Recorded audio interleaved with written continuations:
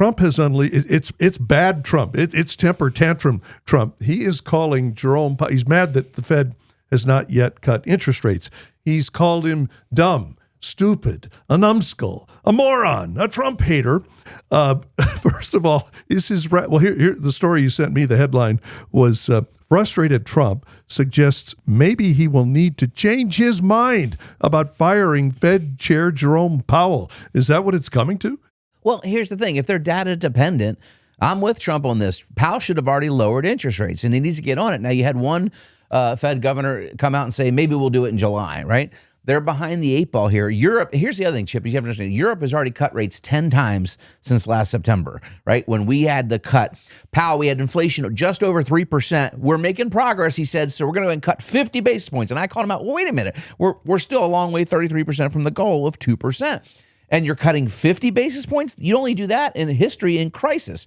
So it seems very political when you look back now that he did that maybe to try and help the last administration stay in office. I don't know if that was the motivation or not, but it sure looks like it. Now you flash forward, inflation continued to come down. We all got all the way down to 2.3%, and they stand back. Oh, we can't do it. We're data dependent because we think there may be inflation from these tariffs. Well, there's been no inflation for the tariffs, and when you study economics, they don't actually create inflation. We've gone over that many times. So now he's saying, get this, you ready for this word? Transitory.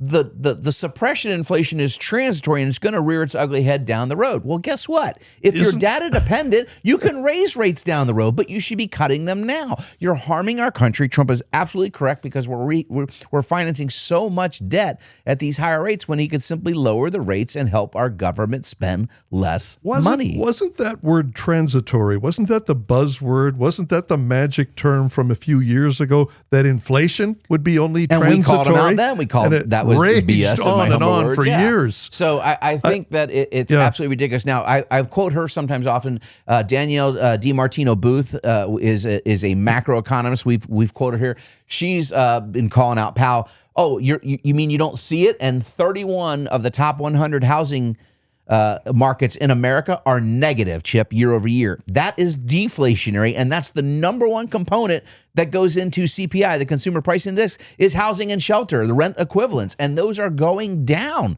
So it absolutely seems political at this point why they have not lowered interest rates. But again, I'll bring it next week. Brian Westbury from First Trust Portfolios is calling out the Fed as well. They're going to lose $100 billion the way they're running the Fed. And we need to have Congress step in and take some action here.